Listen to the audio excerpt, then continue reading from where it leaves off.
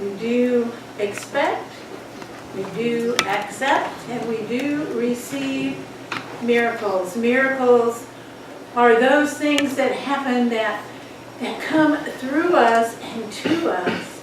They are part of God's nature, part of what is going on in this world.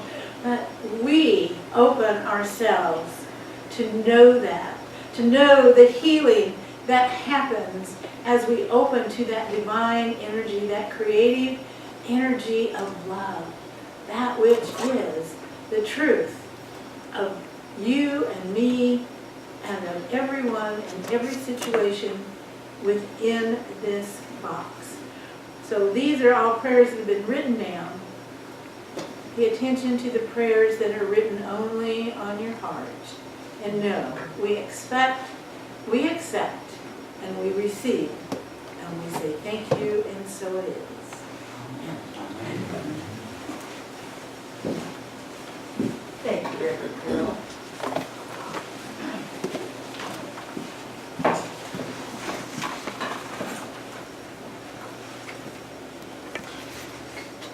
All right. And Lucy Roberts. And we're going to say the daily word.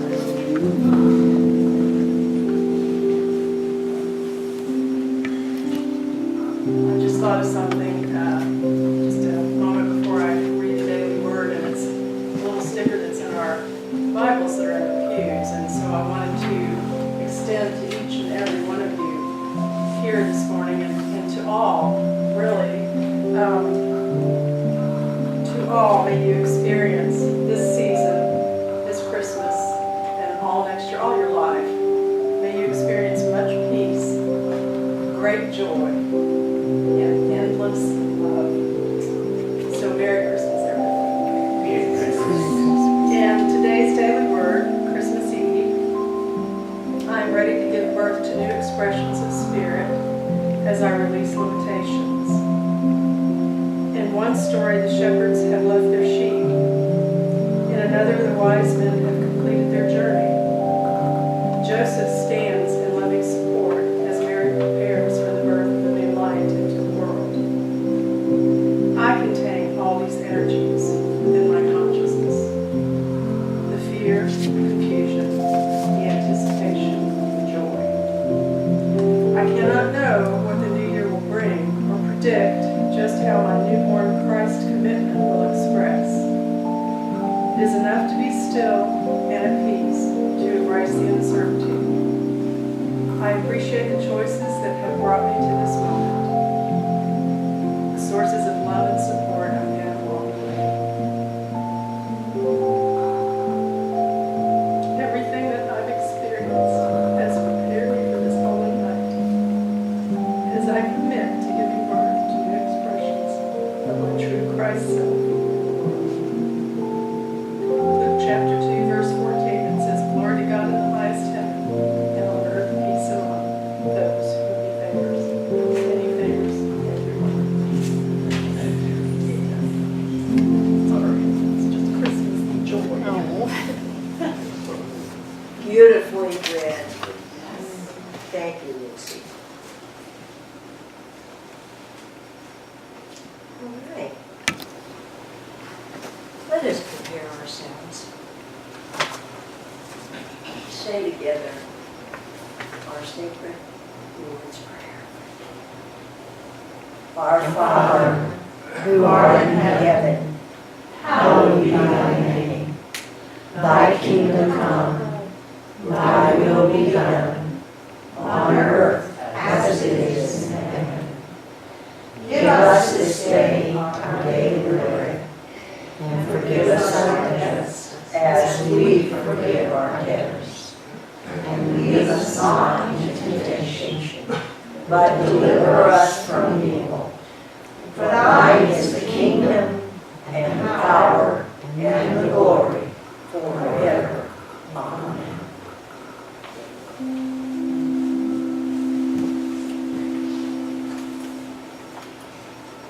Moving deeper into light, into holy light. The light of the stars, the light of the angels.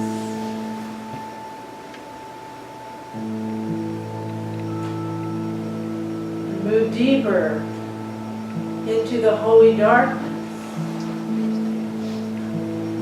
and intensity that supports the light.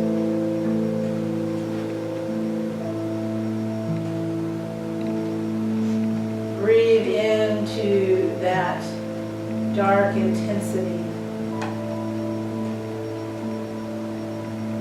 That embraces and is all that we do not understand, that we cannot fathom, but we know that it is there.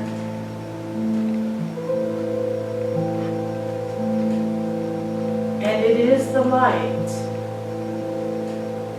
that allows us to become aware of this allness.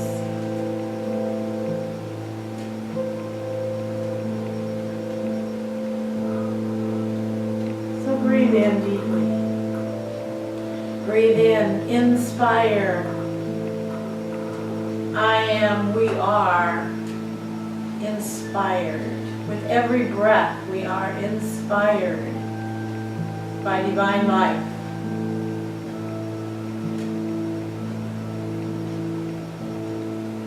So with every breath, we know and we remember this power, this love, this joy, all that is here for us, in us, through us, as us.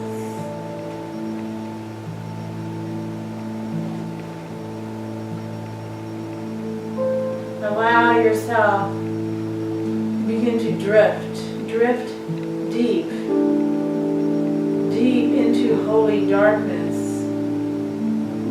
sparked by the divine light.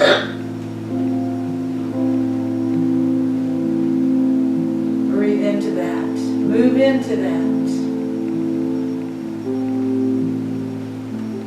Move into that which is both silence and the holy music of the universe. Each breath deeper and deeper into the silence, into the silence.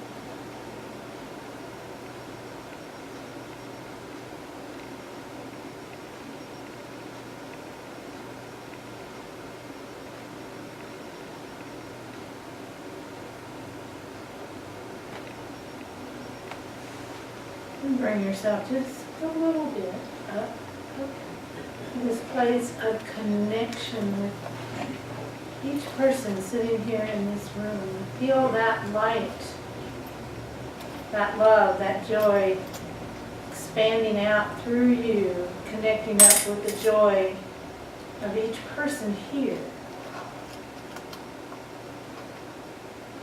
And as quick as we can possibly think it, we are this expanding globe of light and joy, and we reach out. And this globe of joy touches all the others that are here in this moment around the world.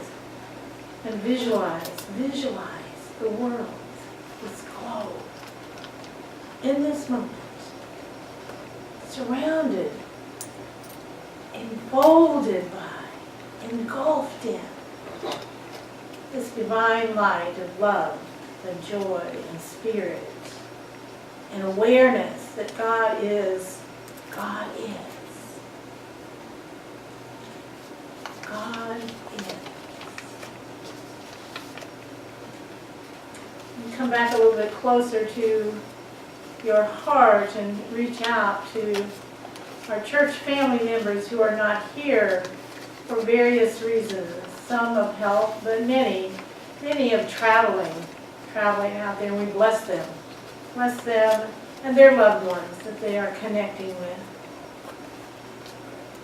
And then also allow that which is on your heart in other ways. Requests, prayers, situations that you invite that power that is the truth of who you are to infuse. So all situations, all people that are close to your heart. Know this God energy. Know this love as it pours through you. You are one with each of them. And as you allow this love and this light and this joy to be the truth of who you are in this moment, they are also that truth.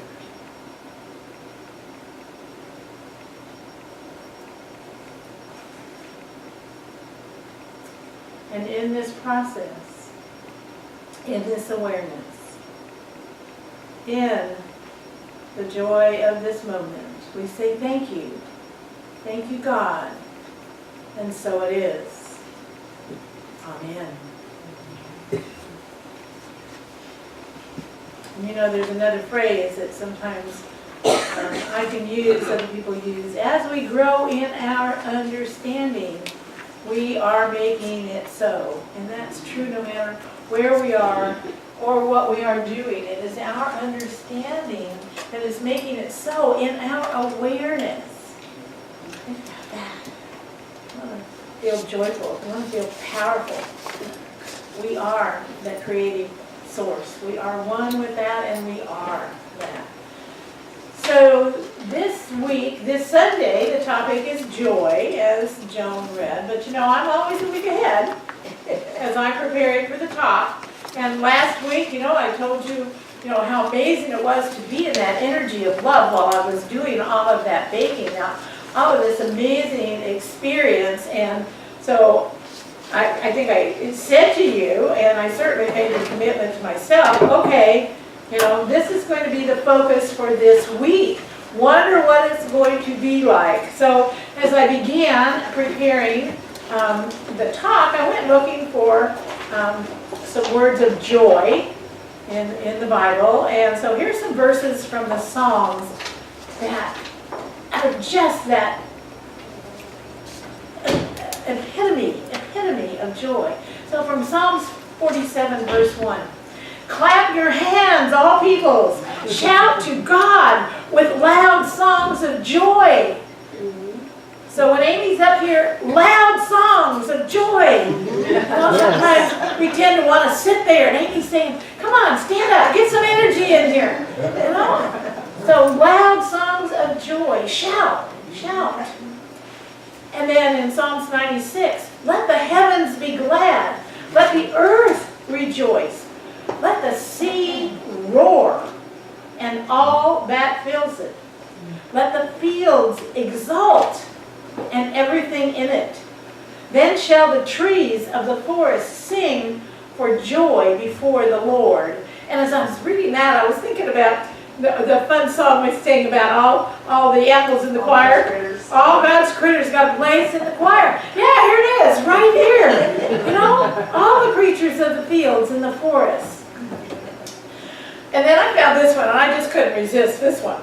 This is from, if you think I'm going to make this up, this is from Psalm 63. My soul will be satisfied as with fat and rich food, and my mouth will praise you with joyful lips. But I thought fat and rich food, that doesn't describe what we do wherever we are in the holiday season. When I remember you and meditate on you in the watches of the night, for you have been my help, and in the shadow of your wings I shall sing for joy. And then in Galatians, so here is all of this going on. Here's the joy and the fruit of the Spirit. The fruit of the Spirit, or the fruits of the Spirit. Love, joy, peace, forbearance, kindness, goodness, faithfulness, gentleness, and self-control. So love, joy, and peace are the first words in that, the fruits of the Spirit. That means your experience. This is what your experience in your spirit. Love, joy, peace, forbearance, kindness, goodness, faithfulness, gentleness, and self-control. Well, let's put the self-control up there with the fat and rich food, you know, we'll put all of these together. Charles Fillmore had shared these thoughts. Joy belongs to you, whether you know it or not. It is yours now to discover, to use, to exercise, and to bring into expression. We feel the closest to God when we feel joyful. Did you ever think about that? We feel the closest to God when we feel joyful. When in our inner self we sing for joy and dance for gladness. So, you know, there are churches that do sacred dance, and heaven forbid that we should get up and do a little bit of dancing when we sing, you know, to dance for gladness. So, my week, this interesting week, so when I woke up on Monday morning, you know, I had this thought, okay, you know, I'm focusing on joy. What is the experience of joy? And, you know, as I'm laying there in bed, and it was pretty early, and one of my blinds is up so I can see out, and it was kind of gray and kind of gloomy and looked cold, and I'm there in my bed and, you know, wrapped the blanket. I thought, oh, this feels so good. I'm so grateful for this warmth. And then as the morning went on and I got up and was doing things, it really dawned on me when I started walking down. I was standing in the hall, and I was kind of looking around at things, and I'm going, oh, I am so grateful. And then I went, what's the feeling? The feeling of gratitude is joy. It's joy. So when we're grateful, there is that experience of joy happening. I think sometimes we forget to pay attention. Yes, I'm really grateful for going on. Well, grateful is a word. What is the experience that's going on when I'm in a place of gratitude? Tuesday morning, as I was driving around, I was listening to WLRH, and they had a Christmas album on there that I would really kind of like to get a copy of. It was solstice and Christmas legends from around the world.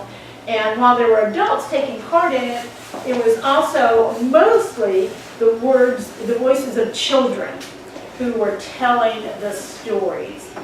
And I really began to tear up because they're all stories of magic and that feeling of what it's like in that winter time when you begin to focus on the light. And they were telling some of the stories, and I don't remember the exact story, and I was going in there, I thought, you know, midnight tonight, all the animals can speak. Did you know that? All the animals can speak at midnight tonight. And it's because they were there in the stable when that baby was born. And then there were all kinds of stories about how things happen to different animals and why they are the way they are. And one of them was, you know how the robin got its red breast?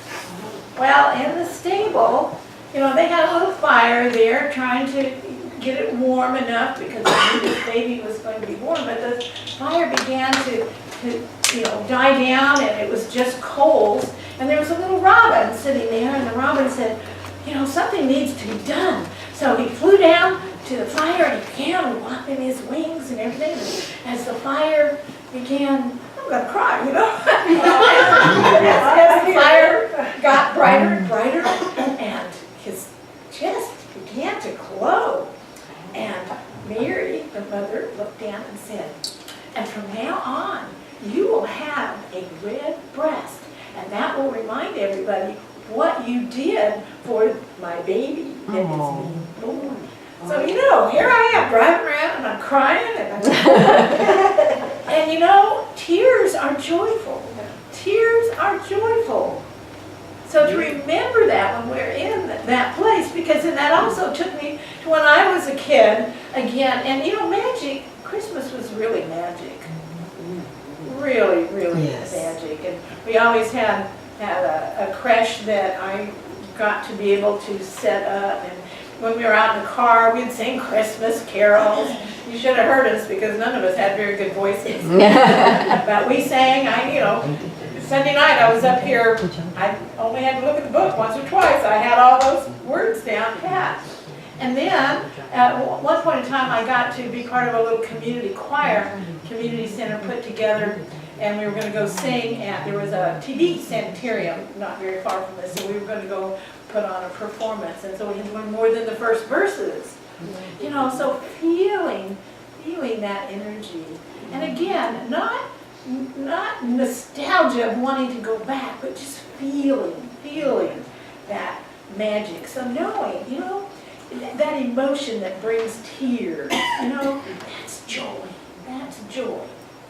And then at some point, I looked back a little bit earlier in the week, because something that certainly didn't seem joyful in the moment, something did not meet my expectation, and let me tell you, I just reacted, I just was upset, I was a general mess because something didn't meet my expectation. And I have to tell you, it was something very little in penny ante on that. And it had to do with tablecloths. I went upstairs and I was looking at the tablecloths and they weren't there. And I didn't know where they were. Well, as I looked through this process, so first of all, I was by myself, so I really had a chance to pay attention because things happen. Something doesn't meet our expectation, and, well, I shouldn't say most of us, but me anyway. And I don't even know I really had an expectation until something shifts that. So I did what I teach. I came down here, I sat, and from the beginning of when it began till the end, and what happened in the end, so I began to calm down, and so I get real physical in here when I'm upset. And I came up with a different idea. And when I came up with a different idea, so this was all before Sunday school, when I came upstairs afterwards, and there were all the tablecloths and things were all set up. However, the different idea then, because we had the 4 tables set up in the original idea, tablecloths out here, but my idea was, well, let's not have the tables set up here. Let's take them all down and just have the 1 table. Now, what is joyful about this is the awareness, if my expectation had been met, now it would have been nice and we would have had a great time, but the new idea was to take all those 4 tables down, to move the 1 table into kind of the center and put all the cookies and goodies and things on there, and and then put the chairs around. So those of you that were here, the chairs were kind of sitting in a circle. And you know what? People hung out there for over an hour. Now, they probably would have hung out for a while with the tables there, but having no barriers, because tables are barriers. Now, think about it. If I hadn't had my expectation, and this morning we actually had an explanation, it was called a slap by spirit, a spiritual slap. That new process, that new door would never have been open. So we think about it, You know, when does something not live up to our expectation and something totally brand new comes about that? And when you say, Carol, how on earth could you have gotten upset about tablecloths? Well, I tell you, I've told you many times, and this is just another example. Way back in the day, I was told, your lessons don't have to be traumatic and dramatic. They can come from little bitty things. Now, tablecloths are a little bitty thing. My feelings were not, you know, so even though the situation is little bitty, I get to learn my lesson, but it doesn't impact other people. It does, you know, trauma and drama is usually involving a lot of other people, and they may not be getting anything out of it at all when something like that happens. But when I can have these small daily things that allow me, isn't that joyful? I mean, think about the joy in knowing you can learn your lessons from very small, everyday kinds of things.